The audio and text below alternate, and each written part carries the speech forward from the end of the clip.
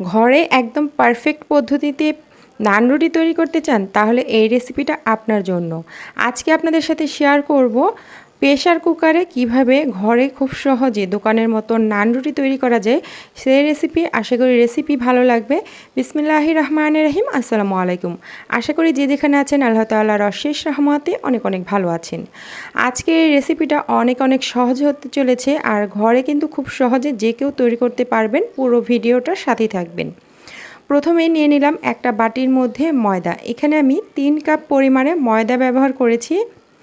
এরপর দিয়ে দিলাম স্বাদ মতো লবণ, আমি ভর্তি করে 1 চা চামচ ব্যবহার করেছি। এরপর দিয়ে দিচ্ছি চিনি।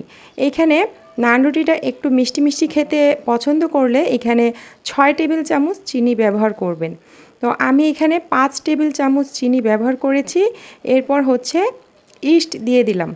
এখানে হচ্ছে আমি প্রায় 2 চা চামচের একটু বেশি ইস্ট ব্যবহার করেছি। আর দিয়ে হাত দিয়ে খুব ভালোভাবে এটাকে মিশিয়ে নিচ্ছি। তো মিশিয়ে নেওয়ার পর এখন এইখানে দিয়ে দিচ্ছি গরম পানি। এখানে কুসুম গরম পানি দিতে হবে। পানিটা খুব বেশি গরম হবে না অথবা ঠান্ডা হবে না। পানিটা এমন গরম হতে হবে যাতে করে একটা আঙুল পানির মধ্যে দিলে কিছুক্ষণ এটাকে ধরে রাখা যায়, সেরকম পরিমাণে গরম নিতে হবে, মানে আঙুলটা সহ করতে পারে সেরকম গরম। তো অল্প অল্প করে পানি দিয়ে একটা এইরকম স্টিকি ডো তৈরি করে নিয়েছি। এরপর এই পর্যায়ে দিয়ে দিলাম 2 টেবিল চামচ রান্নার তেল। এই পর্যায়ে তেলটা দিয়ে মেখে নিলে হাতের মধ্যে এই যে ডোটা আটার বা ময়দার সেটা হাতে লেগে আসবে না। তো আমার এই ডোটা তৈরি করতে প্রায় 3 থেকে 4 টেবিল চামচ তেল ব্যবহার করতে হয়েছে।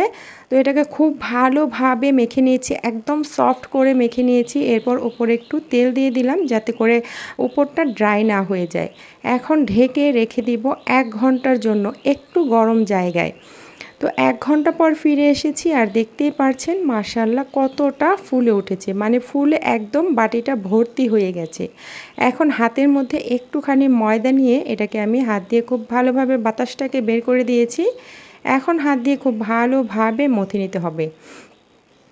ডোটা যতটা পারফেক্ট হবে আর এই নান রুটিটা খেতে ততটাই মজার হবে। মানে ডোটা যদি সফট হয় রুটিটাও সফট হবে, ডোটা যদি টাইট হয়ে যায় অনেক বেশি তাহলে রুটি কিন্তু শক্ত হয়ে যাবে, সেটা খেয়াল রাখতে হবে। হাত দিয়ে আমি কিছুক্ষণ কিন্তু ভালো করে মথে নিয়েছি। এরপর হচ্ছে পছন্দ অনুযায়ী লেচি কেটে নিচ্ছি। মানে নান রুটিটা কীরকম মোটা বা বড় খেতে চান সেই পরিমাণে এগুলোকে ভাগ করে নিতে হবে। তো আমি খুব বেশি মোটা নান রুটি তৈরি করব না, একটু বড় বড় করে একটু পাতলা করে তৈরি করব। তো সেই পরিমাণেই কিন্তু আমি এই ডোটাকে ভাগ করে নিচ্ছি। মানে যতটুকু আমি এই যে ময়দা নিয়েছি সেটা দিয়ে কিন্তু 14 থেকে 15টা নান রুটি তৈরি হয়ে যাবে। তো আমি এটাকে কেটে নিচ্ছি। তো এগুলোকে ভাগ করে নেওয়ার পর এটাকে আমি হাতের মধ্যে নিয়ে একটু গোল করে নেব। এগুলোকে হাতে নিয়ে এইভাবে করে একটু গোল করে দিচ্ছি। তো এগুলো যখন এরকম করবেন সাথে সাথে কিন্তু বেলতে যাবেন না, এগুলো গোল করে একটা বাটির মধ্যে রেখে দিতে হবে। তো পুরো প্রসেসটা আমি দেখিয়ে দিব। আর আজকের রেসিপিটা যদি ভালো লেগে থাকে লাইক কমেন্ট শেয়ার করতে ভুলবেন না। এই রকমই সহজ রেসিপি পেতে চ্যানেলটিকে সাবস্ক্রাইব করে নিয়মিত পাশে থাকবেন। যারা ফেসবুক পেজ থেকে দেখছেন তারা অবশ্যই পেজটাকে ফলো দিয়ে রাখবেন। তো এরকম করে গোল গোল করে তারপর একটা বাটির মধ্যে কিছুটা ময়দা ছড়িয়ে এগুলোকে রেখে দিচ্ছি একটু ফাঁকা ফাঁকা করে, কারণ এগুলো একটু ফুলে লেগে যাবে কিন্তু। তো এরপর ঢেকে রেখে দিচ্ছি একটা সাইডে যাতে করে উপরটা ড্রাই না হয়ে যায়। 5 মিনিটের মতো অপেক্ষা করেছিলাম। এরপরে হচ্ছে আমি নান রুটিটা নিয়ে বেলে নিচ্ছি। এখানে কোনো ময়দা ব্যবহার করিনি, আমি একটু ফ্রির মধ্যে আর বেলুনের মধ্যে তেল মেখে নিয়েছিলাম। এরপর কিন্তু ইজিলি এরকম রুটি তৈরি হয়ে যায়। আমি একটু পাতলা করে তৈরি করব আগেই বলেছিলাম। তো রুটিটা আমার পছন্দ মতো তৈরি করার পর এখানে একটা প্রেশার কুকার নিয়েছি। তো আজকের এই নান রুটিটা তৈরি করব প্রেশার কুকারে। প্রেশার কুকারটাকে আমি চুলার উপরে এরকম একটু উল্টো করে বসিয়ে দিয়েছি। যখন গরম হয়ে যাবে উপরে একটু পানি দিয়ে দিচ্ছি। এখানে তেল ব্যবহার করবেন না, তাহলে কিন্তু রুটিটা পড়ে যাবে, মানে আটকে থাকবে না। অবশ্যই একটু পানি ব্রাশ করে দিবেন অথবা উপর থেকে ছিটিয়ে দিবেন।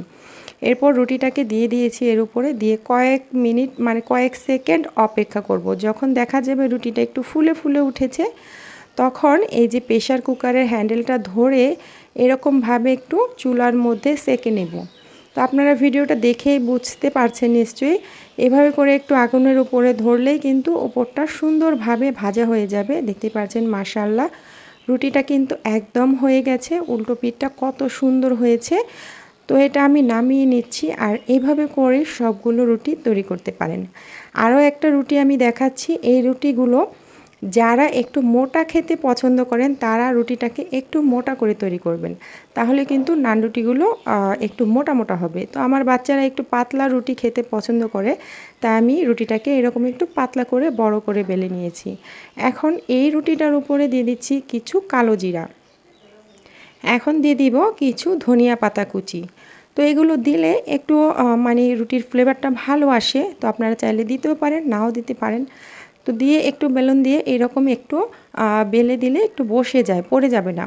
এরপরে হচ্ছে আমি উল্টো করে দিলাম। উল্টো করে দেওয়ার পর এই পিঠে যে রুটির উল্টো পাশটা সেখানে একটু পানি ব্রাশ করে দিচ্ছি।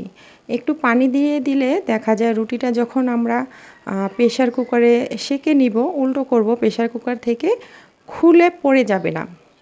তো প্রেশার কুকার যখন আমরা রুটিটা দেব তখন একটু পানি ছিটিয়ে দিয়ে তারপরে এই রুটিটাকে দিয়ে দিব।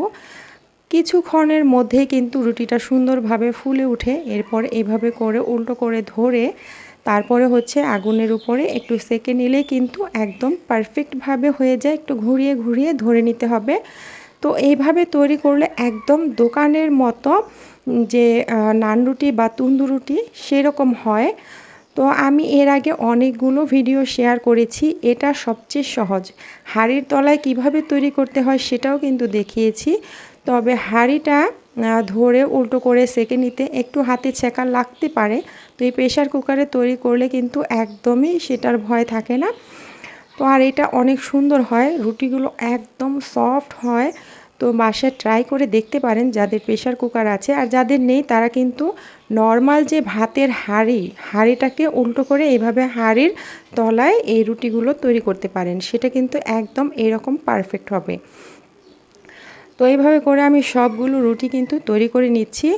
আর এই রুটিগুলো খেতেও মজার আর তৈরি করতেও সহজ। ঘরে কিন্তু খুব সহজে দোকানের মতো তৈরি করতে পারবেন।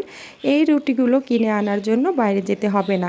আর নিজে হাতে খাবারের স্বাদই কিন্তু আলাদা। আমি সবসময় চেষ্টা করি আমার বাচ্চাদেরকে ঘরে তৈরি খাবারগুলো দেওয়ার জন্য। তো আপনারাও ট্রাই করে দেখতে পারেন। তো মাশাআল্লাহ রুটিগুলো কতটা সফট হয়েছে আর এগুলো খেতে অসম্ভব মজার হয়েছে, নরম তুলতুলে। আশা করি আজকের ভিডিও একটু হলেও ভালো লেগেছে। আজকের মতো এখানেই বিদায় নিয়ে নিচ্ছি। সবাই ভালো থাকবেন, সুস্থ থাকবেন। আল্লাহ হাফেজ।